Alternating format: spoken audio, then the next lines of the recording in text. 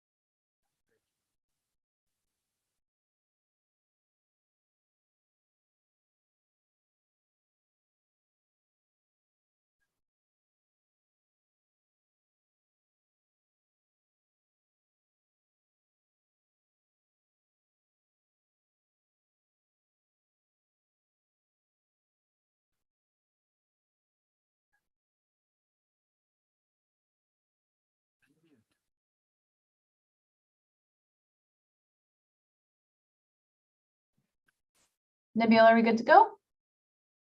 Okay. Well, welcome everyone to this Friday evening. I'm going to start by reading a short prayer and then I will introduce our speaker. O God, refresh and gladden my spirit. Purify my heart. Illumine my powers. I lay all my affairs in thy hand. Thou art my guide and my refuge. I will no longer be sorrowful and grieved. I will be a happy and joyful being. O God, I will no longer be full of anxiety, nor will I let trouble harass me. I will not dwell on the unpleasant things of life. O God, thou art more friend to me than I am to myself. I dedicate myself to thee, O Lord.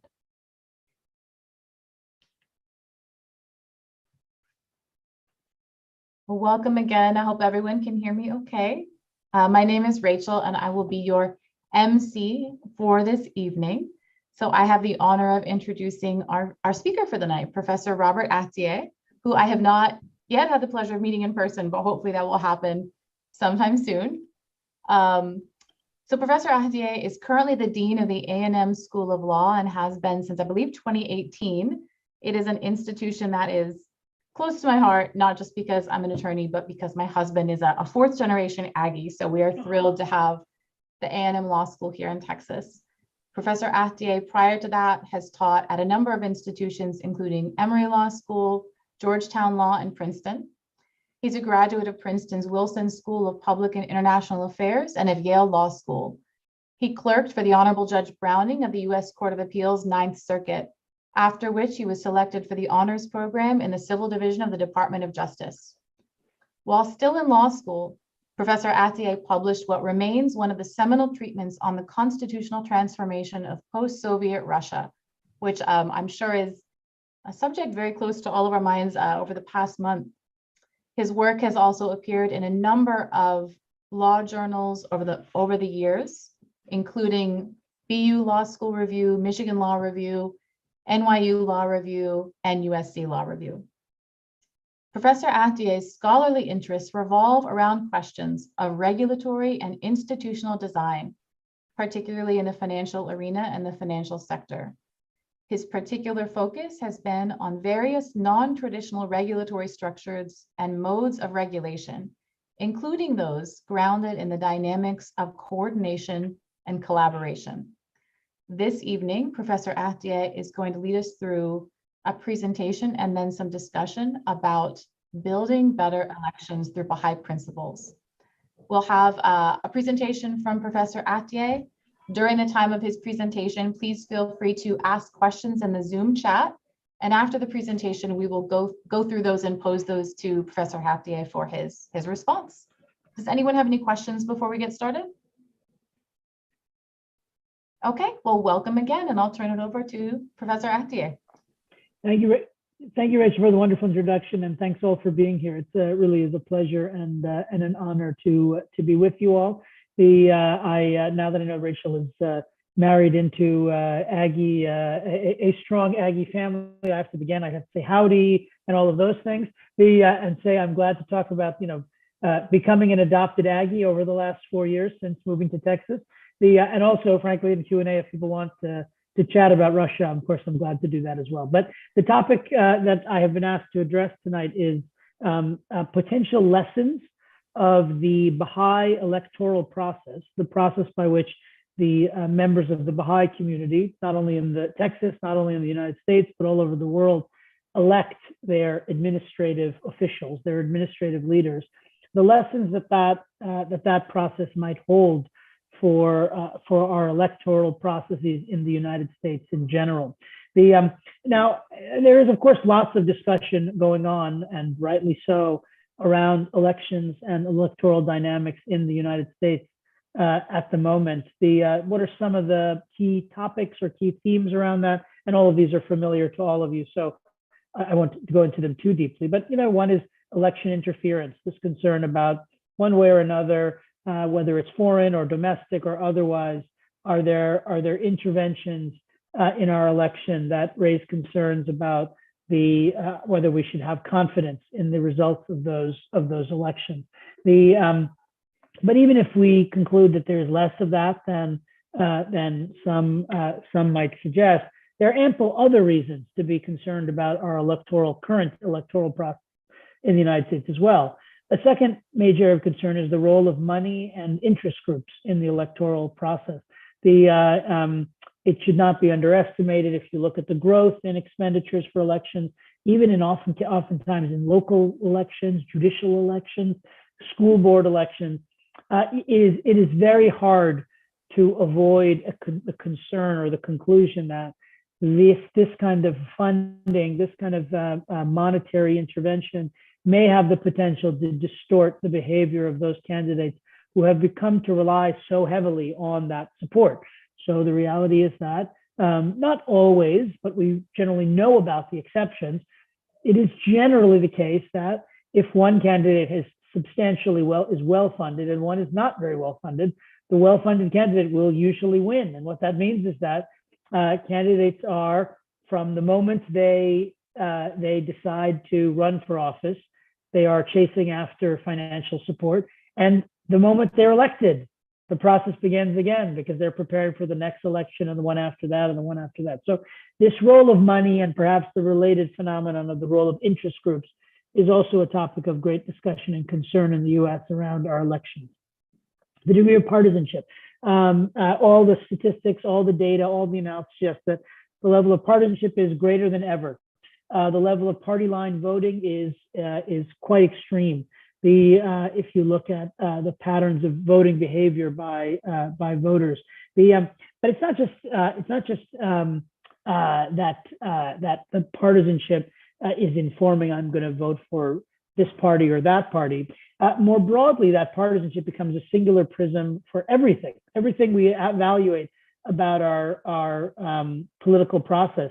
And in that sense, it becomes a huge limitation on the level of choice in our electoral process. So it turns out that there is very little room, and this is not unique to all democratic electoral processes, but in the United States, the ability for a third party to gain traction and secure any meaningful position is pretty limited.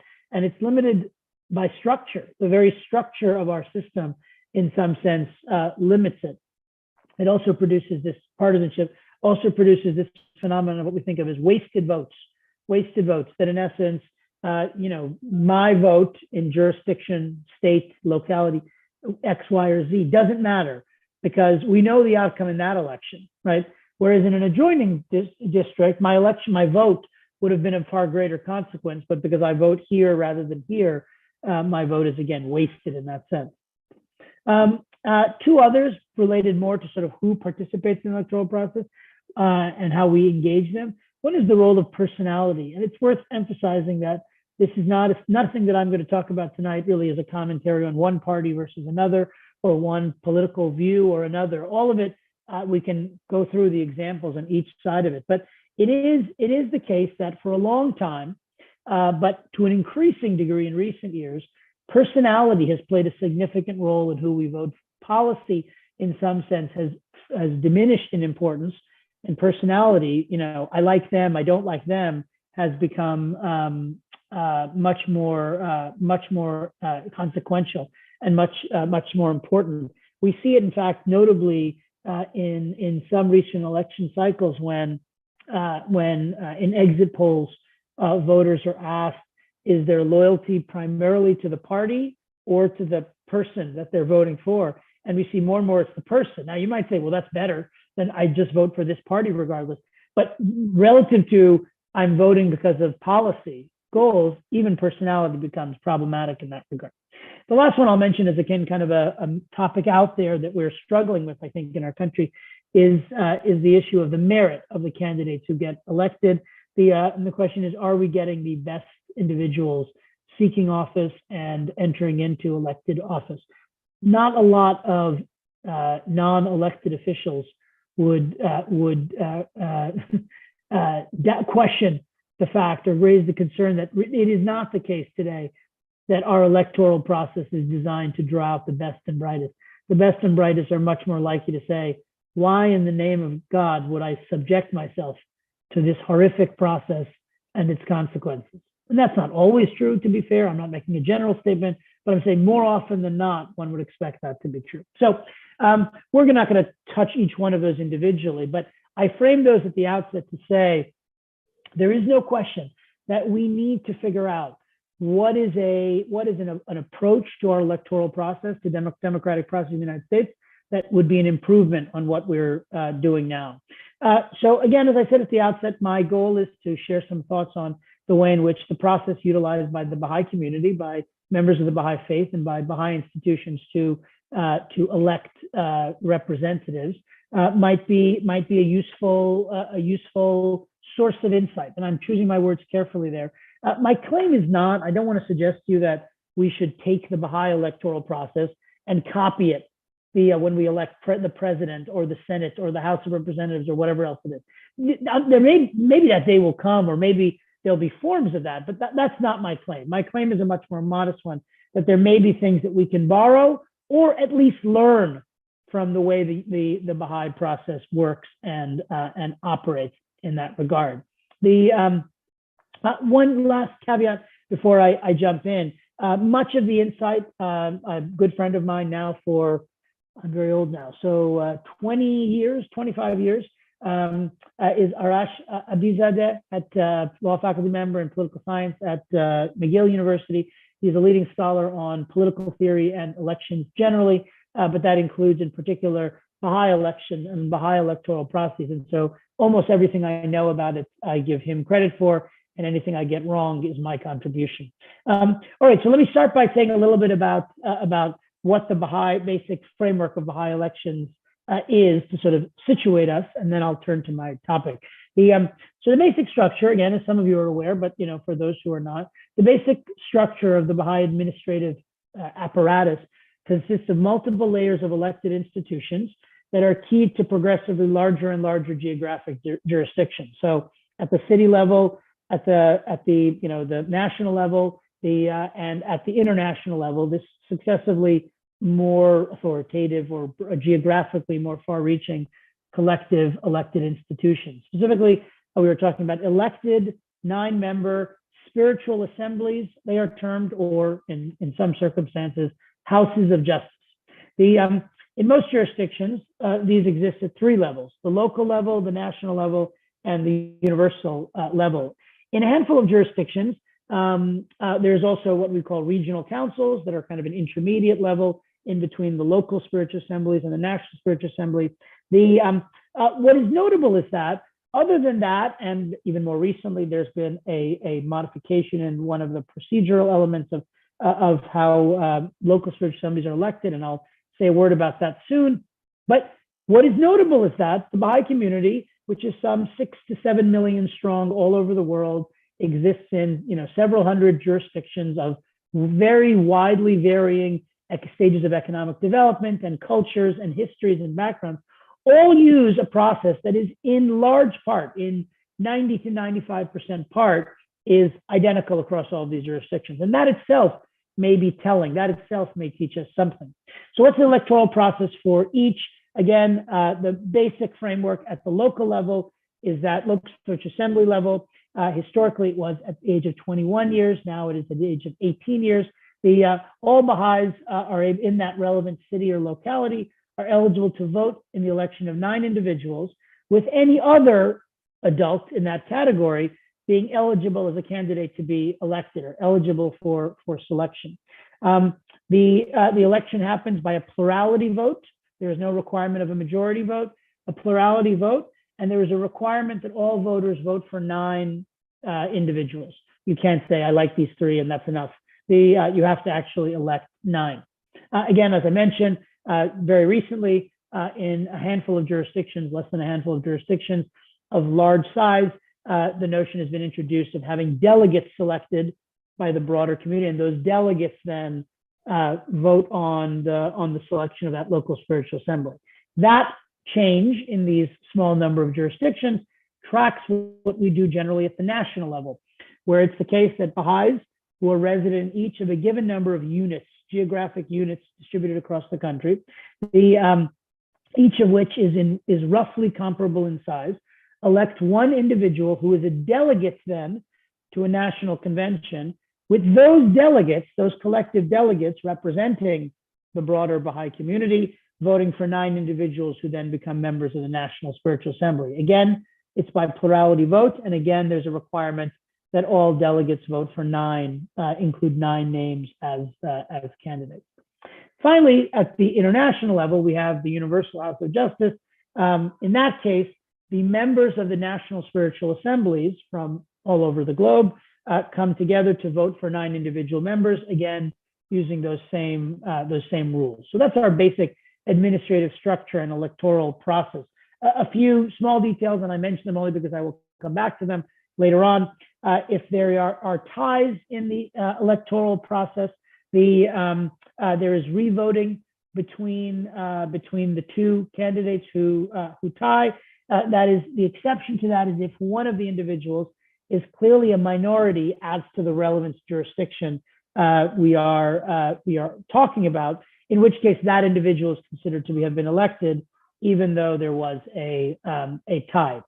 So what about the actual voting process itself? And again, some of you are familiar with this, but for those who aren't, a number of key features, and again, a number of notable features that look very different from anything that we are familiar with from our domestic political processes in the United States. There are no candidates for any of these offices. Nobody puts themselves forth or is put forth as a candidate for these offices.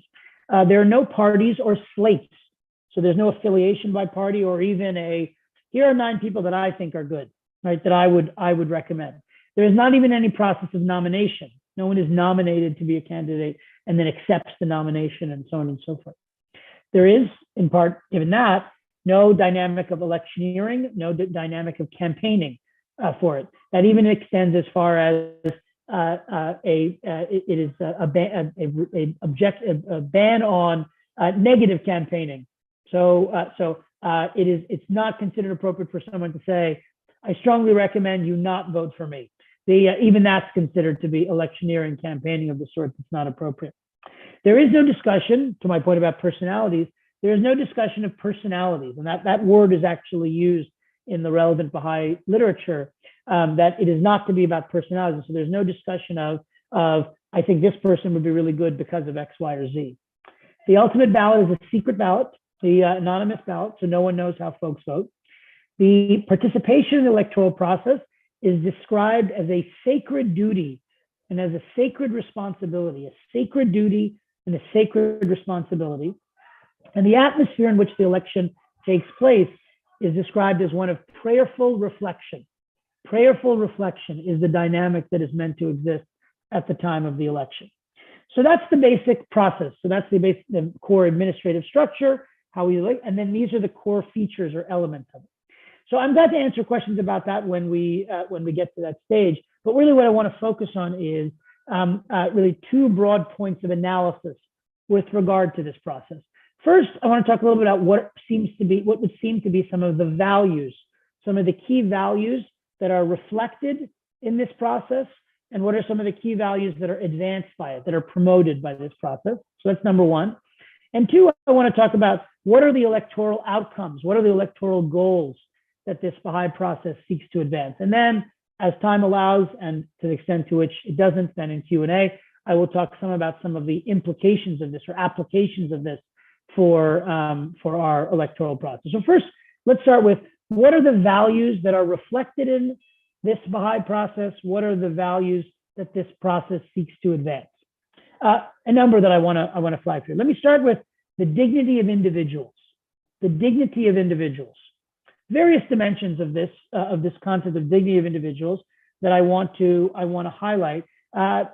Logical to start with the two traditional, if you talk about political theory in the United States, two traditional elements are freedom and equality. All of us are very familiar with. We think of freedom and equality as core features of our electoral system, of our democracy, of the character of our nation here in the United States. So how does this process reflect and advance freedom and equality? Start with freedom. So the Baha'i writings place a great deal of emphasis on the value of participation, the value of participating in the electoral process. The language that is used is the writings talk about the vital importance and necessity of the right of voting. The vital importance and necessity of the right of voting. Likewise, the Baha'i writings talk about the importance of voting one's conscience. Voting one's conscience. That is part of the notion behind the notion that all adults in a given jurisdiction are eligible to be elected. So if I think that person X ought to be on the assembly, I ought to be able to vote for them, and they should not be able to, the theory goes, should not be able to say, I'm unwilling to serve, right? That is an exercise of my freedom to be able to say, I believe that this person would be well suited for the role. That's also part of the reason for no nominations, because when there's nominations, of course, we are in some sense limiting the scope of who might be chosen or who might be voted for. It's also the case that in the Baha'i electoral process, there are no term limits for that same reason. There is no notion of you have served for 3 years or 5 years or 10 years, and so as a result, you can't be a member. Again, is a reflection of this voting of one's conscience.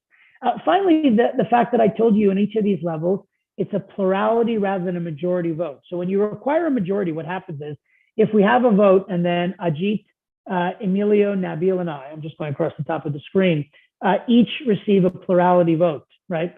The only way that one of us can be elected is by continuing to vote and vote and vote until one of us, or if we need more than one, multiple of us, earn a majority. But in essence, that is also forcing people to not vote their conscience, to not engage in the freedom of voting for whom they want, because there is now pressure on them to say, I thought that Ajit would be the right candidate, but I'm going to shift my vote to Bobby so that someone can earn a majority vote in this. This notion of the Baha'i electoral process advancing freedom may also, interestingly, be tied to the emphasis on prayerful reflection and silence. Prayerful reflection and silence. The idea being that if I am to vote my conscience, I must be able to hear my conscience. And to the extent to which I am voting in the midst of cacophony of voices pushing X and pushing Y, it becomes harder for me to do so. So that's one element of the dignity of individuals that we can see as reflected in and advanced by the Baha'i process. What about equality? So first, the idea that all vote, right? That we have processes that are designed to, whether directly or through this Republican process of electing delegates, that all are participating in the voting process. It's also reflected in Baha'i writing to talk about the duty to vote without prejudice, that one should not be, and not only prejudice of the narrow sort of, someone's race or gender, but broadly without prejudice in the sense of put aside one's prejudices and evaluate who would be the best person to serve. Again, that advances this notion of equality.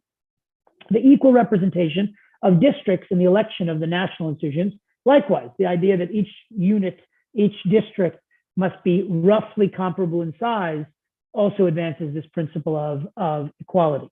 So that's the freedom and equality elements of the dignity of individuals as being part of the values that are advanced by, promoted by, reflected in the Baha'i process.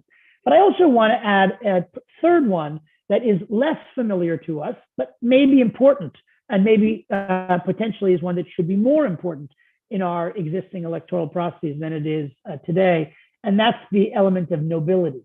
If we're thinking about the dignity of individuals, you can think about freedom as one reflection, equality as one reflection, but nobility may be another one, and one that the Baha'i process in some sense reflects to a greater degree than some of our existing processes. So here the notion starts in the Baha'i context with the idea of the inherent capacity of each individual for spiritual perfection. I'm going to repeat that. The inherent capacity of each individual for spiritual perfection. That all humans are capable by birth, by birthright, however you want to characterize it, as a matter of the natural order, they are capable of spiritual perfection. Now, what applies, what extends from that, this capacity for spiritual perfection, is the implied possibility that one might not achieve that perfection. So while we are all capable of it, that doesn't mean we have the capacity, or it doesn't mean we all achieve it. Again, a quote from the Baha'i writings: "Noble I made thee, wherewith dost thou abase thyself?" Noble I made thee, wherewith dost thou abase thyself? Part of the goal, thus, the broad goal of the Baha'i electoral process is to draw out that nobility, to bring that nobility forth. So how does this concept, this notion, this value of nobility play out in the electoral, get reflected in the electoral process? To begin, one might think of freedom, this one element of dignity, this freedom as a source of the right to participate. That because of the importance of freedom, individuals have the right to participate in the electoral process. But nobility becomes the source of the responsibility to do so. The idea is that, again, there is a right that comes by way of freedom, but our nobility and the nobility of the other individuals we are part of this community with, in some sense, produces a responsibility to participate, going beyond merely the right to do so. Hence, the significant emphasis in the relevant Baha'i writings about individual participants' responsibilities, their responsibilities in the electoral process. And you can think about that as part of pursuing their spiritual potential, that if I am to achieve my spiritual potential, part of the way I do that is I undertake this serious and weighty responsibility of participating in the Baha'i electoral process. So the Baha'i writings talk about the individual's sacred duty, and I'm going to read this slowly because it gets quite striking. It talks about the individual's sacred duty to take part conscientiously and diligently in the election, the consolidation, and the efficient working of his own local assembly. So this notion that there is a deep responsibility that I have to participate in this process and to advance it and to help to ensure its success. Nobility as a value is also reflected, I believe, in the spiritual dignity of the process of voting. Again, the qualities of prayerfulness, the qualities of silence, the idea that we vote after meditation and reflection. And again, this is a quote: "We vote in a rarefied atmosphere of selflessness and detachment." We vote in a rarefied atmosphere of selflessness and detachment. The lack of personalities, again, it reflects this desire to advance the value of nobility. Likewise, the related practices of secret ballots, of no campaigning, the lack of parties, factions, coalitions, the lack of nominations, so on and so forth. Notably, the Baha'i teachings emphasize, normally in many settings, emphasize the importance of consultation, the importance of engaging in consultation and dialogue in trying to resolve things. The idea is that consultation is an essential device for communal engagement, for communities to engage and to collaborate and to work together. That is actually, turns out, true in the Baha'i electoral process too, just not with regard to individuals. So we should engage in a robust consultation and dialogue around what are the values, what are the characteristics that should be reflected in the members of the local spiritual assembly, the National Assembly, the Universal House of Justice. But we don't do that with regard to individuals, and we don't do it to the end of trying to influence somebody else's voting, to the end of trying to engage in electoral influence or bias by others. Now, why are those frameworks? Why are they counseled? Why are they suggested by the principle of nobility? part of it might be the strong prohibition in the Baha'i teachings against backbiting. So in the Baha'i writings, this is actually a quote, backbiting, talking about someone who is not there, is actually compared to murder or analogizing to murder.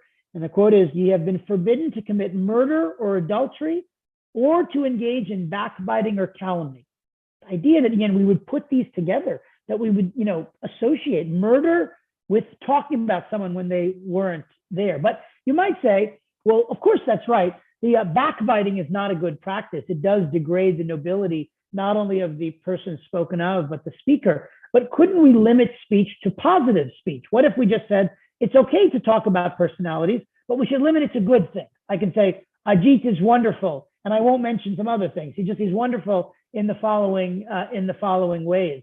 Or maybe you might say, it would be okay to backbite in the context of elections, right? So, for example, I'm a lawyer. Rachel is a lawyer. In that context, if we're engaging in criminal litigation, it is one's job to talk about someone else and their behavior and what they've done and so on and so forth. Other settings as well, we think of backbiting, if you can call it that, as being appropriate and necessary. Might we not say that's true here, that in electoral process, it is essential that we engage in a dialogue that says Bobby is terrible in the following respects, and that's why he shouldn't be elected. But that points, I think, to a separate issue, a separate dimension of this what the Baha'i electoral process is trying to accomplish. That I would also sort of include, and that's the contrast that I mentioned at the beginning. This contrast between policy and personnel, policy versus personnel. The basic principle in the Baha'i framework of elections is that we are primarily, heavily, substantially, and sometimes it's even exclusively focused on policy rather than personnel. And the idea is that questions of policy are ones that we can engage and resolve through consultation, that we as a community can come together and say, here is a complicated question of policy. Let's share our views in a fair, dispassionate, prayerful, thoughtful, respectful fashion, and we can come to clarity on that policy. If we want to do that effectively, it is probably the case that keeping personalities out of it becomes important. Because if I want to have a conversation with Ahdieh, and I'm picking on poor Ahdieh because he's right next to me on the screen, if I want to have a conversation with Ahdieh about some complicated policy question, every time I bring in some personality elements of him or me or someone else, that becomes a distraction from the fundamental dialogue that we are trying to have about a question of policy. Finally, the talk of personalities, the talk of individual personalities, may also advance ego. That I like it when people talk about me. It feels good for people to talk about me. And as a result, it enhances my ego. I feel bigger and more important and more consequential than I might otherwise. And if the goal, again, if one of the values we're trying to accomplish in the electoral process is advancing the spiritual principle of nobility, that feeding of the ego of individuals is destructive of that. That undermines their spiritual nobility rather than lifting it up. One last point on nobility, and then I will talk about a couple of other values quick before I turn to the outcome. At least since Plato, the philosopher, at least since Plato's Republic, which is his most famous work, at least since Plato's Republic, there's always been some notion out there that those who are best suited to be in positions of leadership are those who don't seek them. So in other words, the person you want to be president or governor or mayor or a member of the legislature is the one who says, I don't seek this role. One might understand that to be also part of the explanation of the Baha'i electoral structure, right? We are in some sense removing personality, removing discussions of personality, removing nominations and so on and so forth, in part because we want to sort of maximize the prospects that the results are not driven by, I would really like to be elected, but instead are driven by who should be elected. And then we are more likely to get to those who are the best candidates. So all of those, freedom, equality, and nobility, are all aspects of one important value, and perhaps the most important value that is advanced by electoral process. This isn't a Baha'i concept. this is really in the political theory literature more generally. That's this notion of the dignity of individuals. But beyond individual dignity, I want to highlight two other sets of values that also I think are important and are reflected in the Baha'i process. The first is the value of advancing unity and solidarity in the community. The importance of advancing unity and solidarity in whatever community is participating in the electoral process. This naturally follows from the value of dignity, that if you value dignity individually, the notion is that one of the ways in which dignity is reflected is in the fundamental moral and spiritual unity of all human beings. That it is not some are here, and some are here. That fundamentally our nobility is reflecting the fact that there is this deep level of unity, solidarity, commonality across all of us. That's part of the reason why in the electoral process, it makes sense to sort of vote the way we do or think the way we do about what we're voting, because it's my task to try and reflect through my choices the needs and the expectations and the aspirations of all of the others who are voting as well, right? So the Baha'i electoral process, in some sense, also can be important in advancing this value of unity and solidarity. Finally, one might identify the degree of justice and fairness, or justice and equity, of elected institutions as a third critical value. That if as a society and in the institutions, our elected institutions, our governmental institutions, we want justice and fairness reflected, that too might be an important value to be advanced, along with the ones that we've talked about to this point. And I think the Baha'i electoral process can be understood through that lens as well. So you might think about this as going beyond. I just talked a moment ago about part of the Baha'i electoral process that I am trying to factor in the interests of others in addition to my duties. If in fact justice and fairness are critical values that we want to reflect in the electoral process as well, then it's not just that it is good, it is beneficial to attend to the interests of others. There is actually a moral responsibility for me to do so, right? If justice and fairness are critical values, then it is my duty to say, what is it that will advance? What is the electoral result that will best advance the interests of the entire community of those around me? Hence the notion, for example, in the Baha'i electoral process, that one must cast an equal number of votes.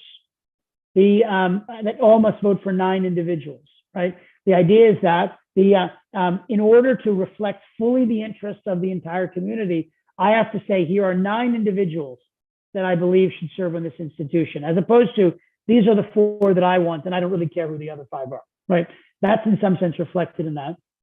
The notion of proportional representation, so this idea that we create units again that are all the same size, likewise reflects that. In order to achieve justice and fairness, it's essential that this locality and this locality and this locality have equal voting influence and authority based on their size. Okay, so that kind of is an arc of what we might think of as values that are advanced in the Baha'i electoral process and that are reflected in it. So what are the outcomes that the Baha'i electoral process seeks? If those are the values, what are the outcomes then that the process might seem to move us to direction of?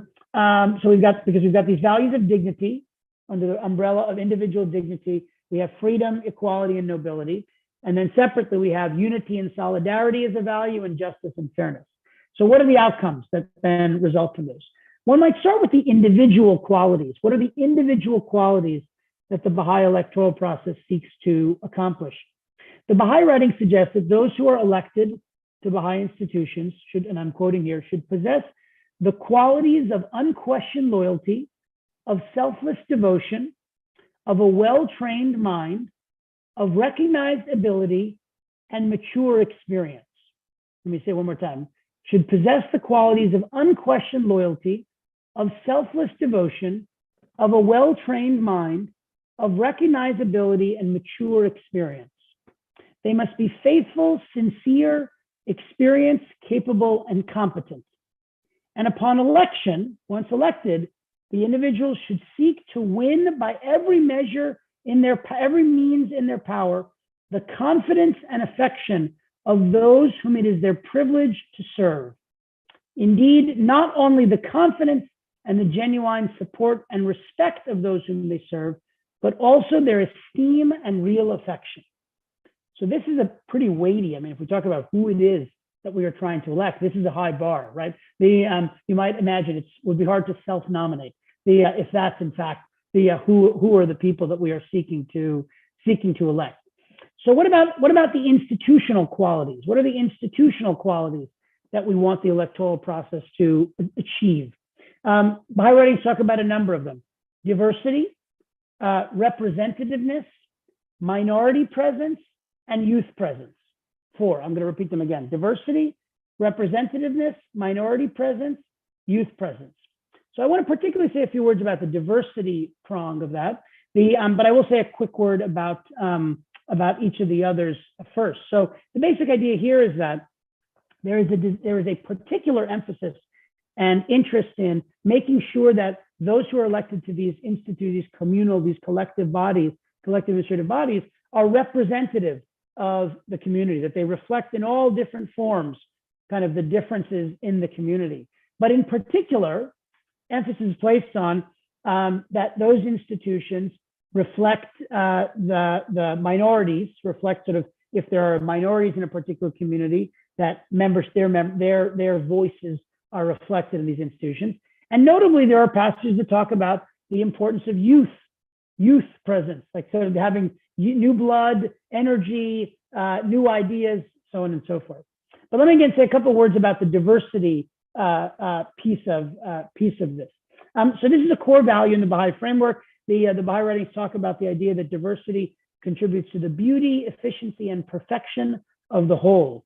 The idea is, again, and this is in the context of Baha'i administrative institutions, when diverse shades of thought, temperament, and character are brought together under the power and influence of one central agency, the beauty and glory of human perfection will be revealed and made manifest. The Baha'i writings also talk about this, and if folks are interested in Q&A, I can read this longer quote, but talk about the idea of unity and diversity, that there is unity that is accomplished in this diversity of voices.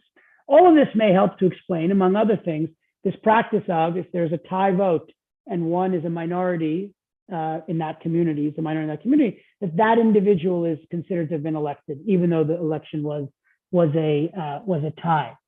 Okay, so those are individual outcomes that are sought in terms of who is elected and in terms of the institutional values. But there's other outcomes that are also sought, I believe, through the Baha'i electoral process. And I want to say a word about a few of those. So the first is the ability to correct problems and general improvement over time. That the idea is that we want an electoral process that enables us to correct, if there's a problem, to correct it, to address that problem. And we want an electoral process that produces general improvement over time, that the institutions are getting better and better. Now, yeah, these goals can play out at the individual level as well as the collective level. So, for example, Baha'i elections happen, other than at the international level, happen every year. Part of the reason for that, presumably, is because we recognize that we can make mistakes. And if we make mistakes, it is better to correct them after 1 year than after 2 years or 6 years or 28 years or whatever else it might be. It's also the case that that if our goal is improvement, that process of rejuvenation and renewal produces opportunities for consultation around how can we do better and how can we improve. That leads to then another outcome that I believe is an important one, that of turnover over time, turnover in the membership of our governmental institutions, our elected institutions over time. The idea is that the Baha'i writings talk about change being good, that there's fresh outlook, fresh energy, so on and so forth. It doesn't go as far, as I said earlier, as term limits, because there's this value of freedom. So we don't have term limits, but there is great emphasis in the Baha'i writings around elections on the benefits of renewal and change and so on and so forth. Finally, one other desired outcome of the Baha'i electoral process that I would mention, and that's the idea of fostering public-spirited virtue. Fostering public-spirited virtue.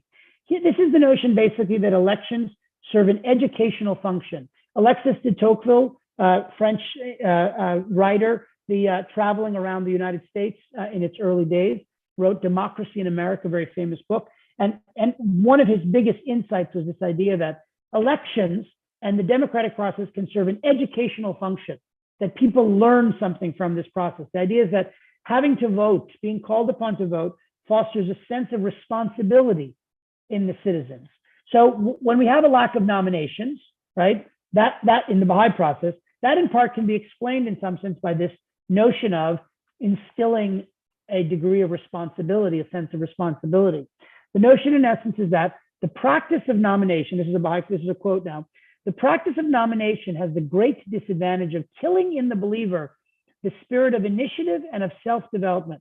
Baha'i electoral procedures and methods have indeed, for one of their essential purposes, the development in every believer of the spirit of responsibility. So if there's a nomination, then rather than I being called upon to weigh and ruminate and evaluate who from this collective community to vote for, instead I'm called upon to say yes, no, yes or no, or up or down on a single individual.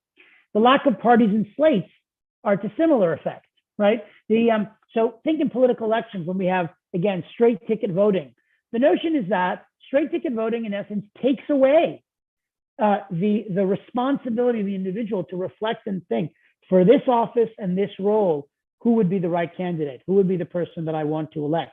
Notably in that regard, and Texas is among the states that have done this, more and more states are eliminating straight ticket voting.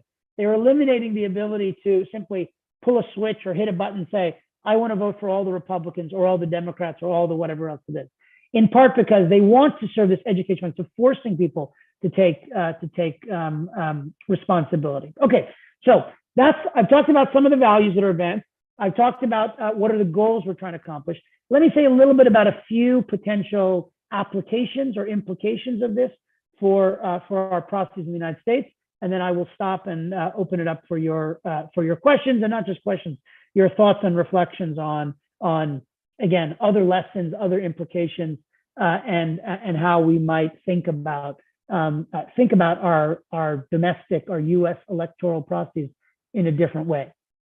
So again, in terms of applications or implications, I want to emphasize again that I am not suggesting that we take the Baha'i model and say it's got great values, it's advancing great outcomes. Let's simply use that as the electoral process in the country. But there are aspects that we might borrow from. Let me start with what is perhaps a slightly odd one.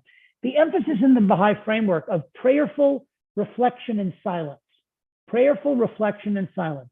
Now, at first glance, one might say, well, that clearly has nothing to do with the way that we operate our electoral process in the United States. Prayerful reflection and silence, that is emphatically not what we do. But actually, if you think about it, including in terms of the procedural rules and things that we have in place with our electoral process, it does capture something of that. So when you go and cast your vote, in general, there is some expectation that it is quiet. There is some expectation that it's dignified. There is some expectation that there is privacy in that. You have a little box in which you are doing your voting. In some sense, that phenomenon reflects this Baha'i notion of prayerful reflection and silence. I'm not saying that we got it from the US got it from the Baha'i context, but there is this parallelism that's there, and it might raise the question, should we do more of that? Should it be the case, for example, that when you actually are going to vote, the place in which you vote is truly silent, right? That we expect people, even the people standing in line, are not chatting and on their phone and this kind of thing, right? Are there ways in which you do that? Are there ways in which to build in reflection into the process, right? You know, and you could imagine on a ballot, there's a process by which you have to look at X before it's kind of in sort of forced reflection. So that's one potential extension. Let me give another one that again is not necessarily at first glance doesn't appear to be a positive. This notion of the Baha'i writings talk about a sacred duty and a sacred responsibility to vote. Now, it turns out if we think about the way we at least used to talk about voting, although perhaps not as much anymore, and that's partially a function of we don't engage in as much civic education as we used to. There's not as much dialogue around these things, but still it's the case that it is a super common phenomenon that people will take their child who can't vote with them to vote. And it's not just because the kid is, there's no place else for them to go. They actually want their child to come and see this process of election, of voting, right? There is some reflection in that of this notion of what I'm trying to teach my child or model for my child is this notion of the sacred duty and responsibility that I have and they have by extension to vote. Think back to any recent election. Tons of news coverage about a very narrow and specific thing, the long lines outside the voting place. Why is it that that would get so much coverage? And sometimes it's because, oh, it's slow. But frankly, sometimes it's quite fast, but it's just lots of people are lined up to vote. What we are trying to reflect in that context is these are people who recognize the sacred duty and responsibility to vote, such that they are going to stand politely in a line for 10 minutes, 20 minutes, 30 minutes, whatever it is, so they can cast that vote. So then the question becomes, could we do more of that? If we acknowledge that, this notion of thinking about it as a sacred duty, responsibility, could we do more? Could we do more civic education? Could we do more in terms of educating, not just children, but adults in the civic value of a strong electoral process? Should we think differently about accessibility, about how easy it is to vote? And again, I'm leave aside the fraud and things. I'm glad to talk about those things, but for present purposes, just in general, how easy should it be to vote, right? Leaving aside fraud possibilities. What about the level of education? In Oregon, there is no in-person voting. Everything happens by mail, but every voter gets a thick book that goes into great detail about each individual, each ballot measure, each relevant thing. Could we imagine doing more of that kind of thing because we want to reflect the importance of this responsibility? You have a book you have to review to vote. Here's a quirky one. Again, this is what I want to say. These aren't easy answers. Is it the case that there is an argument for in-person versus mail-in ballots, mail-in voting for that reason, that we actually want to reflect the sacred duty and responsibility? So it's not something that I sit at home and I scribble some stuff on a paper and I stick it in my mailbox, but I actually have to go to a place with my fellow citizens and vote in that context. What about some of the more complex elements that we might think of? So the lack of parties, the lack of slates, or even candidates that we have in the Baha'i process. Likewise, the lack of campaigning, or even the discussion of personalities. All of these, you might say, you know what, that's impossible. If we're talking about electing the president of the United States, or even the governor of Texas, or even the mayor of Dallas or Austin or whatever, the scale might be impossible to make that thing. How would we identify candidates? How would we possibly know who to vote for? Would we have people who are elected by 2% or 5% of the population, by very small pluralities? That all sounds right. I mean, that to me, as a lawyer and observer, it seems right that you can't simply say, let's just say there's no candidates, no parties, no thing, whatever else it is.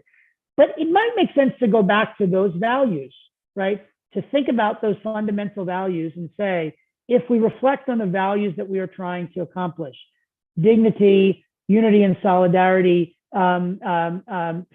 justice and equity, if we think about those values, what are the ways in which those values might suggest differences, changes in the way we select who the nominees are, right? How the process that we attend to, how easy we make it for people to be candidates or not be candidates. So that might be one way in which we might learn something, even about things like, should we have parties, should we have candidates, so on and so forth. What about the outcomes? Same principle might apply with the outcomes. So remember that the idea is that in the Baha'i process, outcomes have to be, these good outcomes have to be accomplished without discussion of personalities, parties, etc. How do we accomplish those? Well, one part of it is institutional transparency, greater institutional transparency, more openness, more consultation, right? So in the Baha'i context, the idea is that we are supposed to have open dialogue, open consultation, so on and so forth. Might we imagine that we need to do more of that? That rather than thinking about there's an election day, there's an election week or month or whatever else it is, right? And the idea is that during that week or month or whatever it is, we are having these communal dialogues, these communal conversations in a different way. And maybe out of those, some individuals are going to emerge, right? But they're going to emerge in a different way than the way in which they emerge today. it's also the case that one could imagine more universal participation and engagement is accomplished by these goals as well. Each of these, I think, holds lessons for our electoral processes, even in the big scale of the United States or Texas or whatever else it might be. We should shift our expectations in terms of openness and transparency. It should be the case that we have more information rather than less information. There needs to be some aspiration to get citizens to focus on these questions of policy, not just every 2 years when there's election or every 4 years or whatever else it is, but on an ongoing basis, right? The idea is that we need to have processes in which there's a connection between the elected institutions and individuals that maintains that. So what might that look like? What might that look like in our electoral processes? So you might imagine a very different mindset and approach to how we think about all of this, right? It's just we think differently about it. But you can imagine differences in accessibility, differences in the dissemination of information of what gets out there, clear language requirements. So there are lots of things we vote on that, you'll read it in the ballot and you read it and you literally, you have no idea like the language is thing. And that's because for the most part, there's not a requirement like that. Oftentimes the language is completely muddled because they're trying to trick us. The goal is to trick us into sort of voting for something that we might not otherwise vote for. So you can imagine things like clear language requirements accomplish that. What about universal participation engagement? The idea that in the Baha'i framework, and this will be the last one that I'll mention, in the Baha'i context, this idea that everyone participates. By contrast, in US elections, if you get to 50% or 60% of eligible voters, that's a huge thing. Education might be part of that, right? Educating people about the importance of this duty to vote, but also making it part of the routine that we put in front of people this idea that this is what's happening in the election. This is the content. It's not about Johnny versus Tommy as the right candidate, but these are the fundamental policy questions we're trying to engage. And likewise, if the goal is the kind of participation that the Baha'i framework suggests, should we think about, for example, that election day is not a work day, or at least that every employer is required to give flexibility to their employees to be able to go and vote, if in fact the sacred duty or responsibility is to participate in that. So there may well be, and again, I'm not suggesting transfer the whole thing, and I'm not suggesting even this specific policy, but there are at least valuable implications of this very different context of voting, I think, for our electoral process in general. There may even be applications of that. I don't think that anything that I've suggested is meant to suggest that I'm proposing a resolution of any of this. We've got to figure out still how much cultural variance should there be, right? So I described the fact that for the most part, the Baha'i process is the same across every single country in the world, every city, every global thing. But maybe there should be room in the domestic political process for greater variance across jurisdiction. And the last point I'll make is that one might also say that the secular context, the non-religious context, maybe produces a totally different element of this that this process isn't really appropriate. It's not a good fit because of that. And then again, if there's anything that I would leave you with, it's to say that we should be careful about assuming that, because as it turns out, there may be ways in which we can learn a great deal more from this very different process that we use in the Baha'i electoral context than we might otherwise assume. Okay, let me stop there. And I think we still leave us some good time for questions, and not just questions, but discussion and reactions and people's own reflections on what I think is an important question, because we are clearly not getting it right today. So any improvement would be a good one. And if there are ones that we can learn in this context, then wonderful. Awesome. Thank you so much, Bobby. We have a question in the Zoom, and then I have a couple that I've written down sort of as follow-up to some of the things you presented. Sure. But let's take the question from the chat first. The question is, you spoke about how in Baha'i elections, if there's a tie vote, the minority will be chosen in order to make sure that representation on the institution reflects the community. We know that racism is the most challenging issue facing specifically the country of America today. So the commenter says this seems to be a very just principle. Have you seen this principle applied anywhere else in the writings other than just in the context of Baha'i elections? That's a great question. Thank you, Linda. And I would love I'd love your reflections on it as well. So I'll just give a couple of quick thoughts. So obviously that theme, as you suggest, is I think a common strand. And if you think about fundamentally the orientation to diversity, the orientation to unity and diversity and coming together in this way, is reflective of that. Even equality, right? In some sense, is the opposite side of the coin, right? The emphasis on equality, whether of gender, among races, so on and so forth, is in some sense the reflection of that principle that what we call the anti-racism principle. Yeah. I take it to be what you're asking is, are there other specific where there's an institutional structure, right? Whether there's some institutional design that is designed to promote, that is intended to promote that element of diversity. I'm trying to think. I mean, if there are, I mean, so whether in the electoral context, there are some settings in which we are attuned to it, right? So, for example, we set boundaries for the units of voting, and among the things that we weigh in that context, there is some element of that. I'm not sure that is quite structural in the same way as this rule of if they're two ties. But it's an interesting question. I don't know if you, Linda, have other ideas of other ones, or others have ideas of particular ones that where again we have institutionalized that practice. Maybe I'll say one other small point, just quick, and then see, Linda, if you have thoughts or others have thoughts. One of the notable things, and I mentioned this almost in passing at the outset, is that almost any good process, and I say this as a lawyer, almost any good process is a good process in part given its flexibility, given the fact that we know that it evolves over time and we learn more and we adjust to it. That's true of the Baha'i electoral process as well. And so what I would say is, my answer, I guess, would be in part, there may be a limited number of specific institutional structures in place today to advance that principle of anti-racism, we could say again, principle. But that doesn't stop us from seeing more of those over time, right? You can imagine in particular settings and contexts, it's implemented along the way. But I don't know, Linda, if you have other thoughts or other things you were thinking of there. No, it came to my mind because sometimes more in the realm of consultation, that we should be sure to open and be sure that everyone speaks up. And sometimes personalities are quiet, but especially due to the race, the most challenging issue, I think we should have in our minds how important it is to listen and to draw out the comments from all different parts of our community.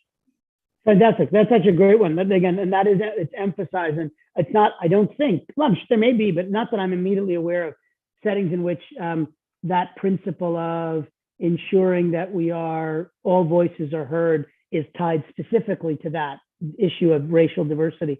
But it is implicit in it. And then as soon as you said that, I thought, it actually turns out that some of these, that's still election. So it's still not outside the electoral context. But besides that rule, likewise, you can imagine that when we nominate, there's going to be a tendency to nominate the familiar or the majority or the like.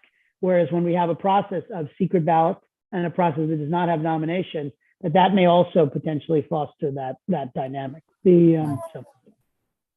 Ahdieh, did you have a comment? There's a book in the Baha'i community that we seem to read a lot called Advent of Divine Justice, where the author, Shoghi Effendi, emphasizes that in the appointment of committees and task forces, etc., it is the responsibility of the assemblies to keep diversity in mind. Therefore, I think he strongly, this may not be a good answer to your question, Linda, but it does seem to suggest that this author, Shoghi Effendi, is saying, when you're appointing committees, appoint diverse communities. In addition to the election process, he's emphasizing that also. Good. That's excellent. Okay, we have another question from the chat. It says, it seems that in the Baha'i process, when we do indirect elections, whether it's through basically kind of similar to the not nomination system that we do in the secular world, but when we do indirect elections, the commenter says they seem to work much better than the indirect or electoral college method in the US elections, where specifically this question is specifically about US elections. Yeah. And then the commentator asks, Professor Ahdieh, do you see any, I think what they're asking is, do you see any ways that the practice of indirect elections in the Baha'i community, that we can kind of take those same processes and practices and apply them to our secular indirect elections? Awesome. A great question. And I'll give some thoughts, but Melanie or others, again, I'd love to hear your thoughts on that as well. So one notable thing to say is that when we talk about it, oddly, again, this is the way terminology gets twisted over time. When we talk about a Republican form of government, that is what that means in the political science parlance. Republican form of governance is the premise of it's not that you can't have direct elections, but that part of the electoral process, the broad citizenry are not electing people to do X. We want, in other words, it's not the citizenry, it's not Athenian democracy, where there's a question of should we build a road or not? All those in favor, yes, we build a road or not, right? Instead, the idea is that we are electing representatives who are charged to represent us, but not necessarily to do policy X or policy Y, but to be representative of us more generally. So that in some sense is a part and parcel, not in every jurisdiction, but in most large Western, we'll say, industrialized, whatever else it is, democracies, that is at least to some level implicit in the system. Notably, there have been circumstances in which we have made shifts in that regard. So senators in the United States, U.S. senators were once upon a time not directly elected by the citizenry. They were instead selected by the legislature, of course, the state legislatures, who were, of course, elected by the citizenry, the members of the legislature, but the citizenry was not directly electing U.S. Senators, and then we amended the Constitution to allow for that. So it's a work in progress, you might say, or a moving target, even in the domestic context. So maybe what I'd say is that if we think about some of the features of it in the Baha'i context, it is in part there is a pretty strong notion of I am not electing a delegate because they espouse a particular position or they represent a particular viewpoint or mindset, but instead I'm electing them because they reflect the values of the person who should cast the ballot for that higher level office, for that higher level institution. So that's a very different mindset than what we think about in many domestic. Now, the electoral college in particular, remember, and we had this over particularly the last 5-6 years, but it's been going on for a long time. They talk about the idea of the faithless elector, because today the framework is in place is that if you actually look at the fine print on your ballot where it says X for president, whoever, Joe Biden, Donald Trump, whoever else it is, you're actually not voting for those people, for that person. You are voting for an individual who has said, if you elect me to the electoral college, I will then vote for that person. And the faithless elector is the idea that even though we elected you to the electoral college to vote for X, you're now going to say, you know what, that's crazy. I'm not voting for X. I'm voting. Now, this is a bit silly. It almost never happens, if ever. And so it's not really a real issue. But in some sense, it's reflective of this tension of how do we think. But I think in the Baha'i context, it is very much that you are electing someone to exercise their judgment, prayerful judgment, we'll say, rather than to sort of do a particular thing. The other piece that I would say that we might take from it is, in the Baha'i process, for the most part, and at least to date, I should say, that system of electing delegates, there is itself a consultative element to it. So in the US context, for example, delegates are elected, they are delegates to the national convention, and they come together and spend several days at this national convention where they consult on key issues that are at stake, that are at issue, so on and so forth. And then they're electing and voting on who should be members. So you can imagine this is kind of what we talk about, the idea of deliberative democracy. If we did more deliberative democracy, that would create opportunities for people to actually be, for us to get better outcomes, because the delegates aren't simply mouthpieces for whoever voted them in, but they instead are charged to come together, engage in a robust dialogue and even could say consultation. And then at the end of that to say, and now here are the people that I think we ought to be electing. So that might be one way to think about the lessons. But again, I don't know if Melanie, you have your own thoughts on that or others have thoughts. It's a great question. Well, and it's fair. That last point, it feels very sort of a conglomerated Athens to me. So I think it's a nice transition to the next question, which is a little bit more philosophical in nature. It's a very interesting question. One commentator asks, why is it that those who feel unprepared to serve in elected roles are often the best fit for those roles? Is it because they understand the work involved, or that and something else? I love that question. I don't know. What are your thoughts on that? Again, I'll give some what I'm describing more as reactions and thoughts, because again, it's a great question, and again, others may have thoughts that are probably better than mine.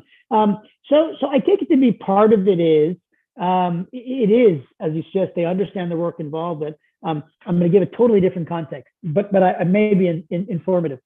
In law schools, and I'm a dean of a law school, there are oftentimes the law school is run by three individuals. One is lots of people, but at the top, there's the dean, and there are oftentimes two associate deans. One associate dean is responsible for the curriculum and for all student issues and course approvals and all these kinds of things.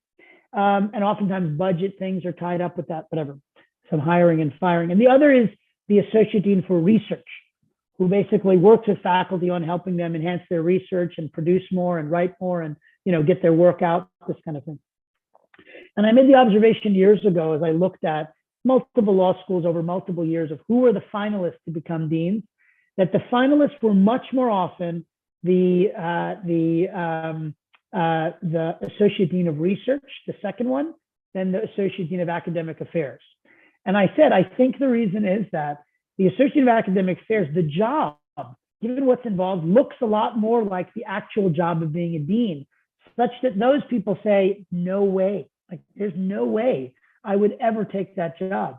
Whereas the associate dean of research is like scholarship and big ideas and give people money to write papers. And so they're like, this is the greatest job in the world. I love this job. Okay, so I do think a piece of it potentially is, Ayana, is that those who seek the office may not necessarily be those who are best informed about it. But I don't think it's just that. My think is that part of it is also that there is both a danger. There's a danger in those who say, I want this office, in that they are not doing it for the right reasons, right? Mm-hmm. They're not motivated by the right reasons. It is about ego more than it's about service, right?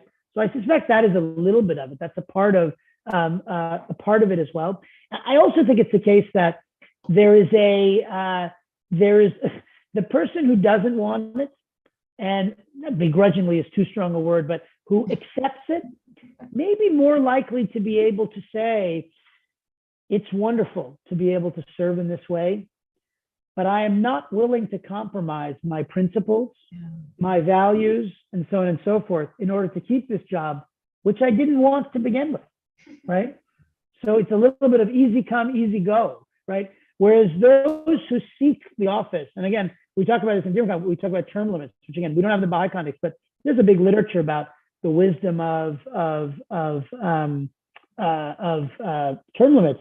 And part of the notion is you don't want a class of leaders who that's what they do for a living, right? That basically, and because it's a problem, because then at that point, if there is peril, if the right thing to do is X, but that will cost me my job, and there is no other job that I'm competent to do, it becomes a lot more likely to say, well, I think it's probably okay this one time to go in this other direction, right?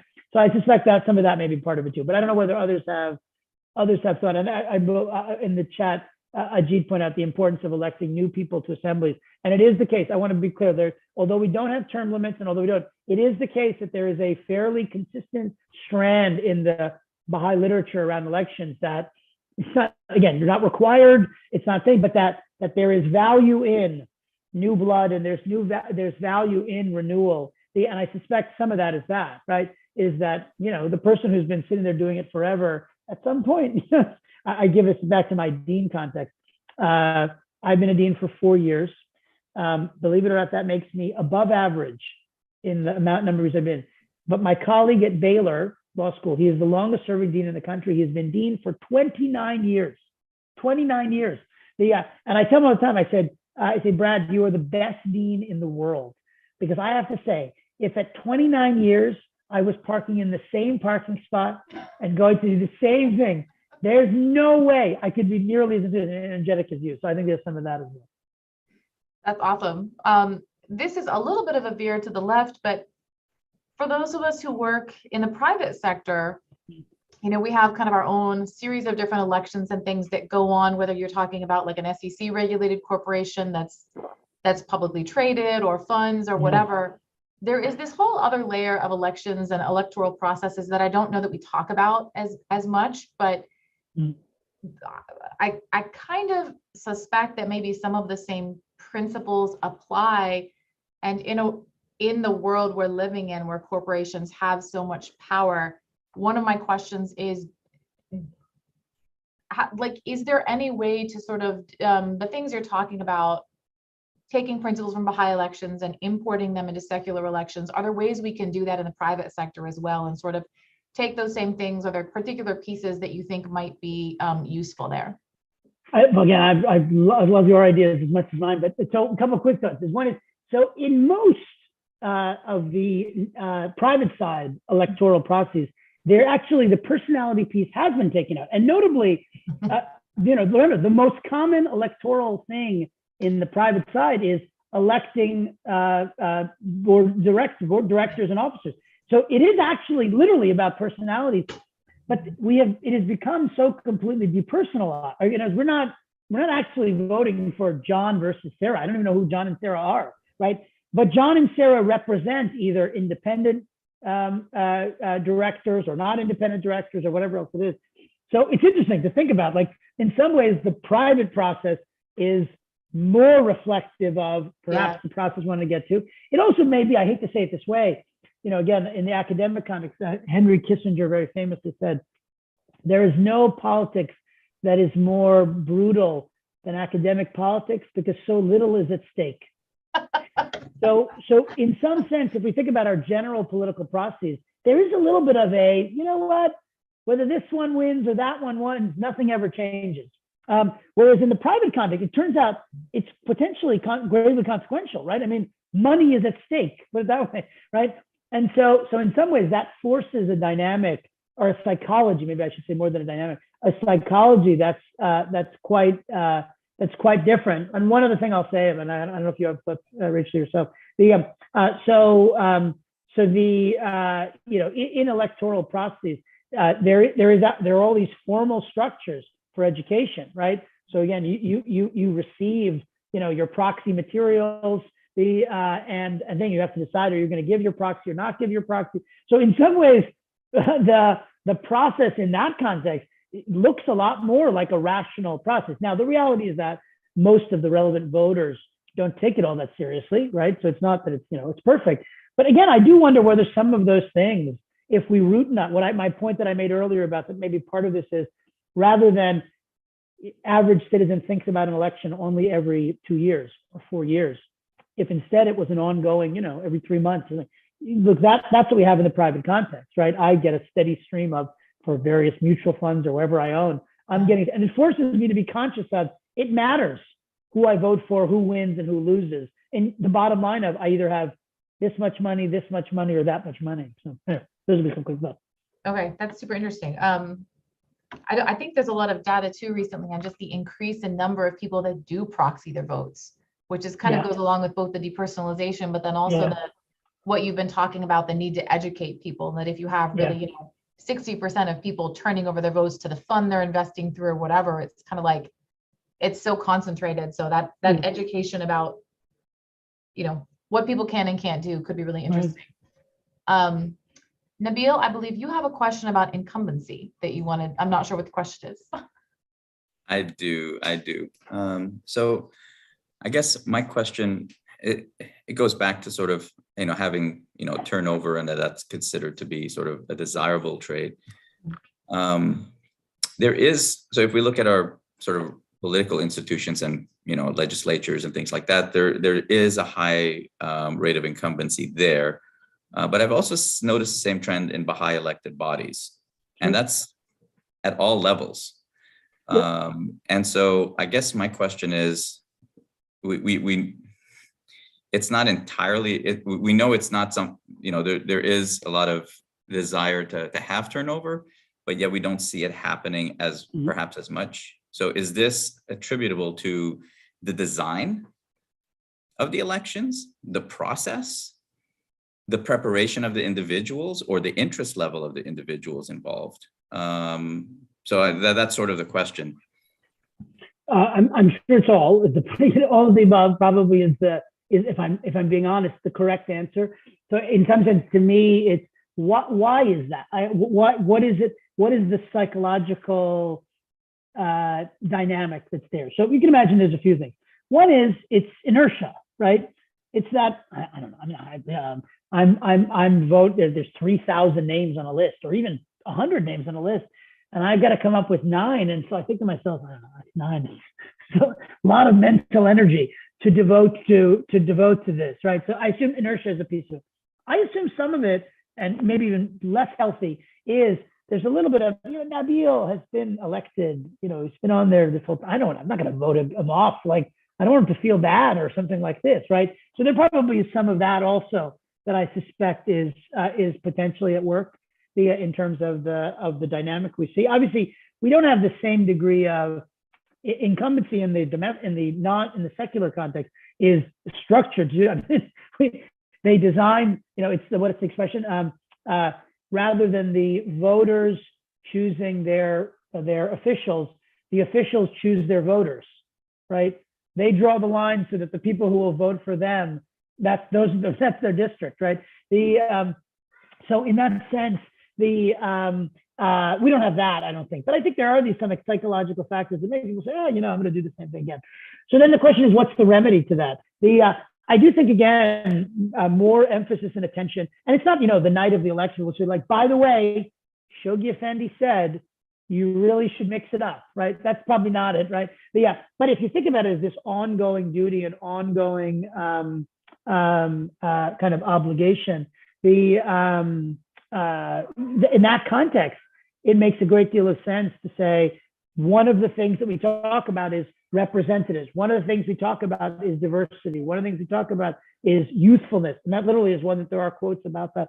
And one of the things we talk about is the benefits of turnover and so on and so forth. So that's in people's minds. And they are therefore more and not just conscious that night when they get the list, but all through the year, they are conscious. And I'm saying, Nabil is doing a great job on the assembly, or I think he's wonderful. But Rachel did a wonderful job on that committee. And you can remember, which is all okay.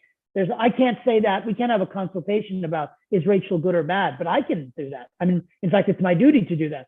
But if I'm observing and I'm seeing what's happening in action. So you can imagine that institutionally, the way we might remedy that is just making sure that we are reinforcing those values, and those desired outcomes, as I put them, throughout the cycle, and then you're more likely to see that reflected in the behavior. And I will say, someone did a study years ago. I'm not sure how they got it.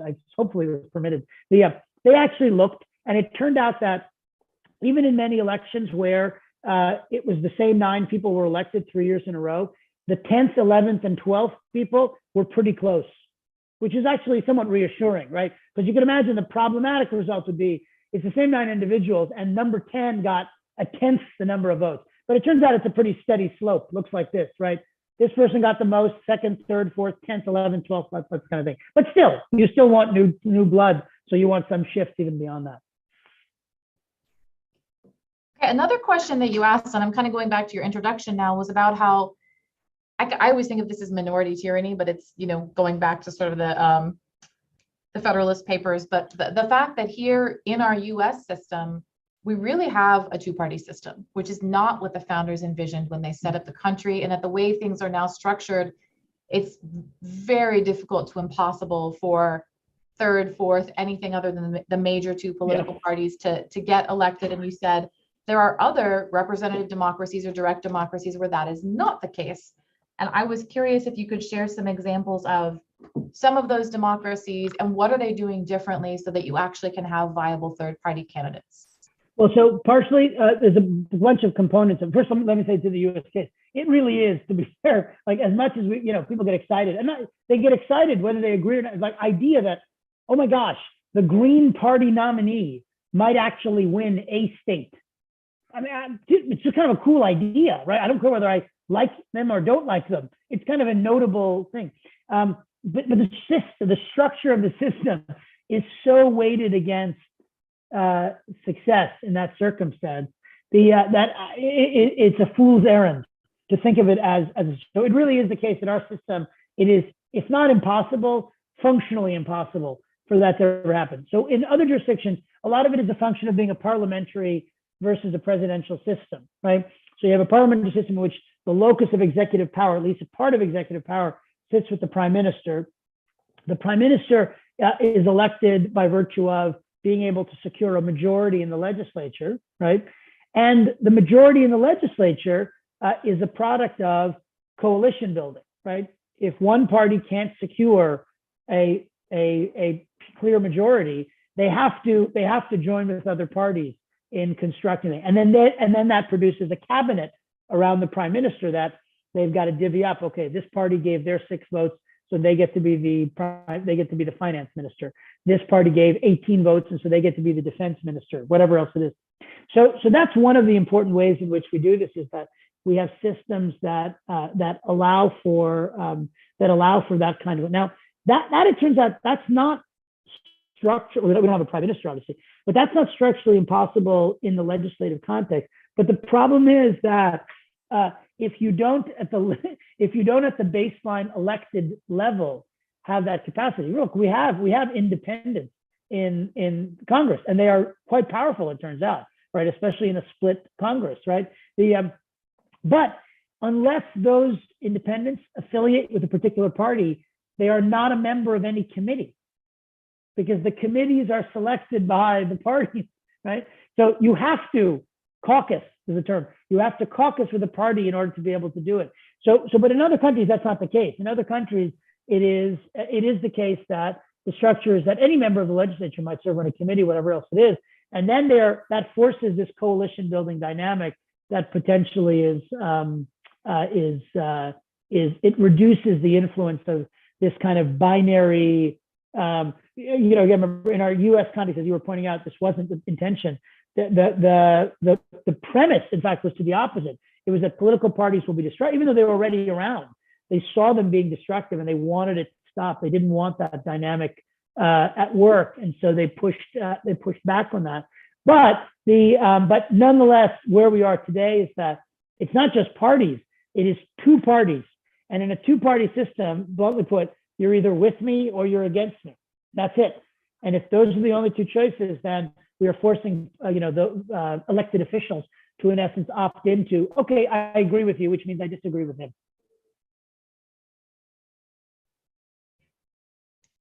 Okay, well, I don't know what time we're actually supposed to end, so I don't know if this is a good closing question, but I really appreciate the ability to kind of go a little bit personal with some of these questions. And the last one is, what motivated you to choose your profession? Choose law as my profession, and of course I'm an academic now, so I say I'm a retired lawyer. But so academia was different, but law. I all through my life knew that I would do math. It wasn't a negotiable. It was the path I was on. And then I think two things happened. One was I realized that sitting alone in a room with a blackboard, for the rest of my life was not, and of course eventually a computer, although I'm old, so there was no computer at the time. Wasn't what I wanted to do with my life. That I loved math because it was a set of rules that you applied to complex problems, and you used those collection of rules to try and solve the complex problem. I wanted an applied version, and arguably law was exactly that, right? So law is just applied math in a sense, right? So that was, I think, a piece of it. The other big piece of it was I went in the Baha'i context, I should say, but I went in 1990, the summer of 1990. I spent time in the Soviet Union, the soon to collapse Soviet Union. That summer of 1990, and then I returned again later that year, and again the next year, and was in the Soviet Union, and then in Russia immediately after the collapse of the Soviet Union. And I was struck by the complexity of creating a legal culture, right? And in particular by the ways in which under Soviet rule, there was no lack of law. They had as many laws covering as many issues as we did in the United States.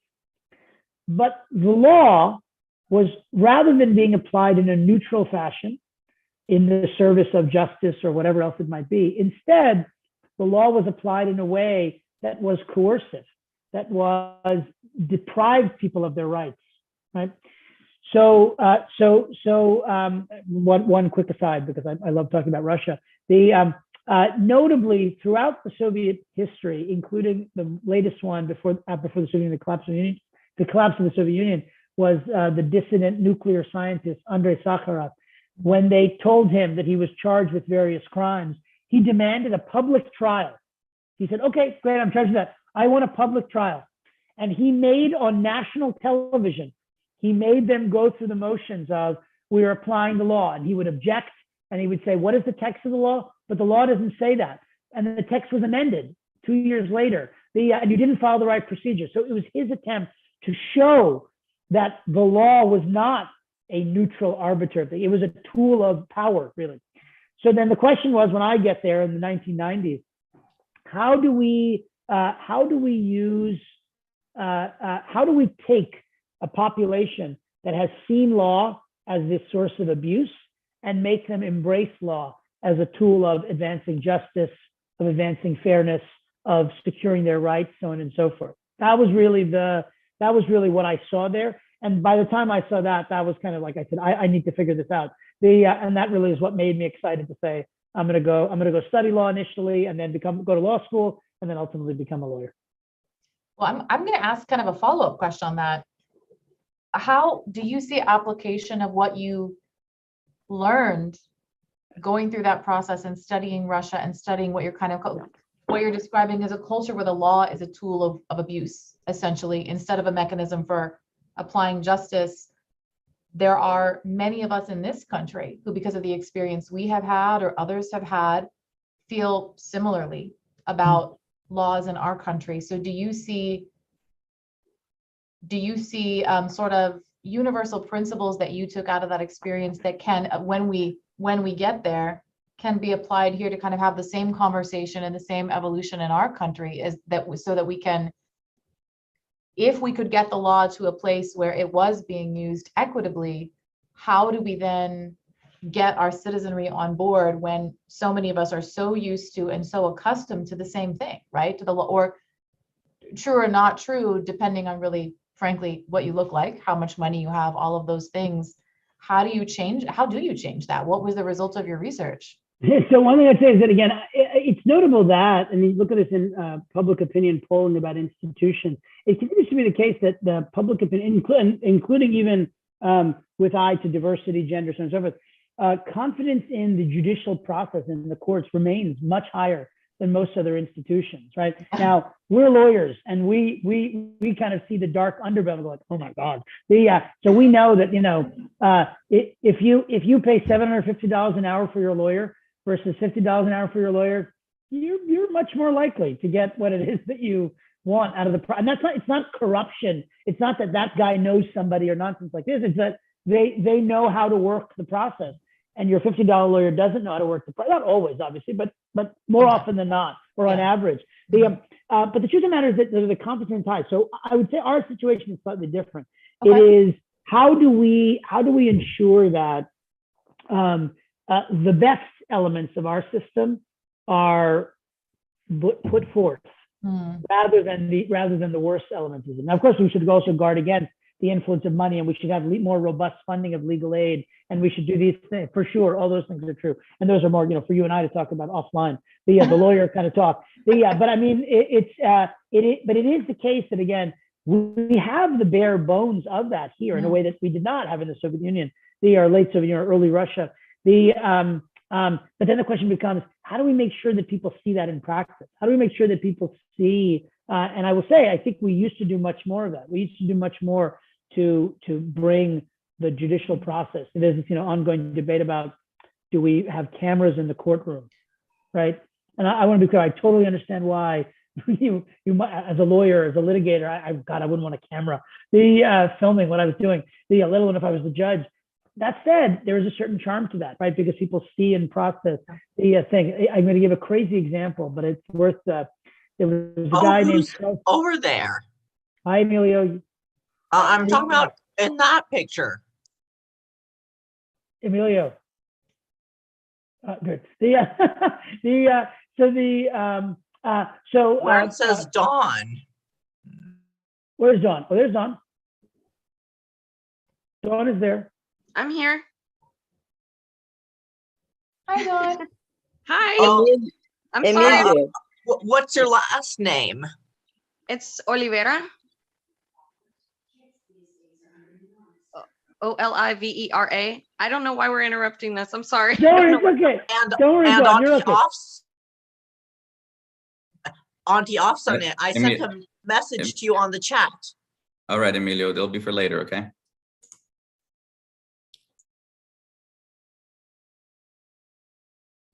There was a guy named Frank Keating, who was one of the very prominent savings and loan scandal defendants in the 1980s, when there was this huge savings and loan crisis in the United States.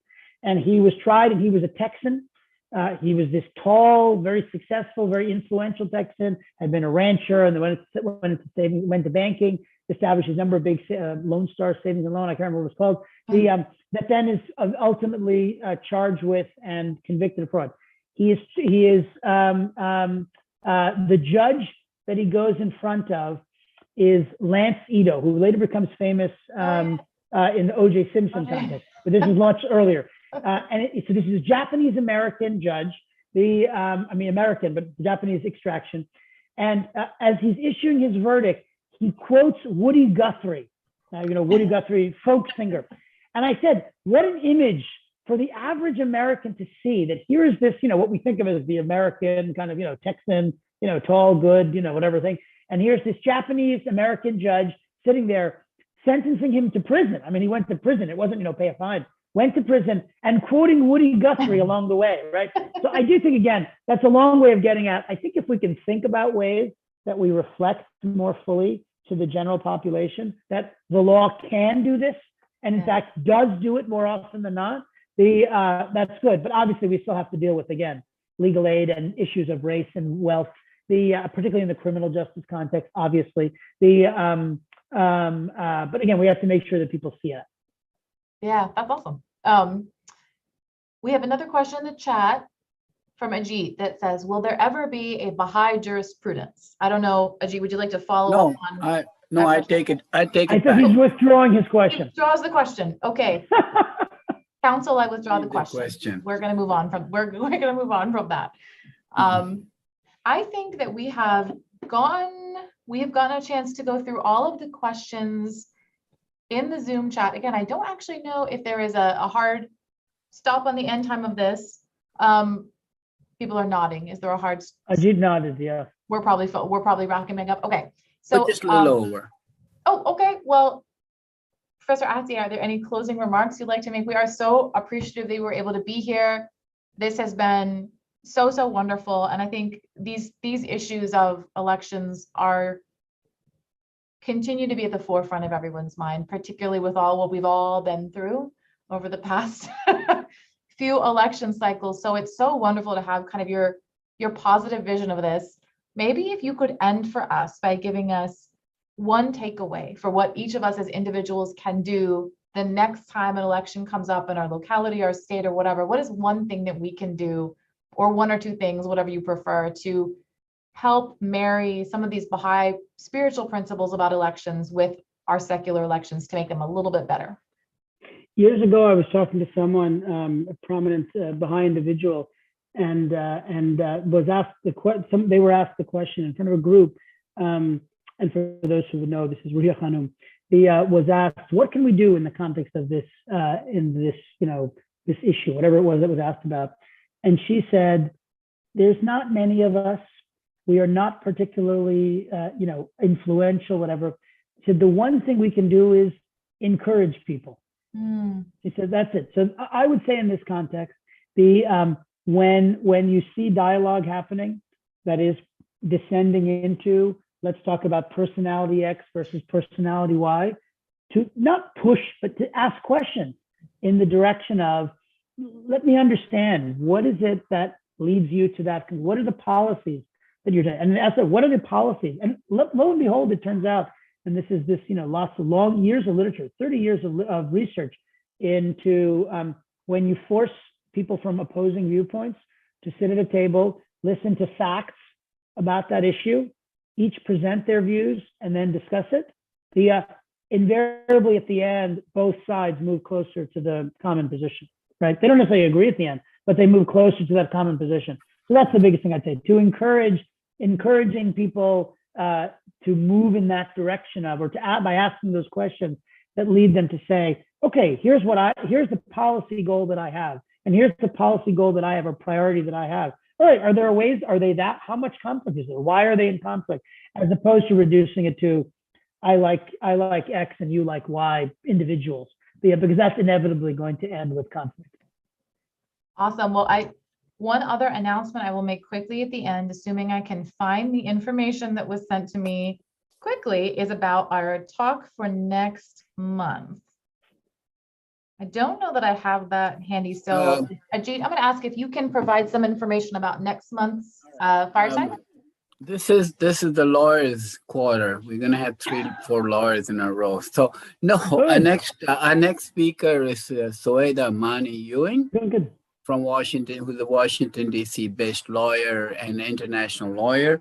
And she's going to be speaking on Friday, May the 6th at 7:30 p.m. Same thing. And I will be sending out additional announcements about this. One more on a personal note. What happened to Linda Summerholder? Did she leave? She must have left. Yeah, I guess we've run a little bit over, so some people may have had this. All right.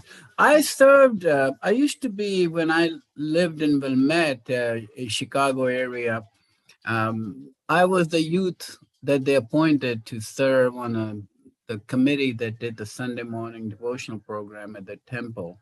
And Irv Summerholder, who I just found out was Linda's father-in-law, I served with him. So I was trying to get to know her better. I knew her father-in-law and mom and everybody else. Very good. So good to make connections with her. So, what a wonderful talk, Bobby. This was just timely, absolutely wonderful, and I can't thank you enough.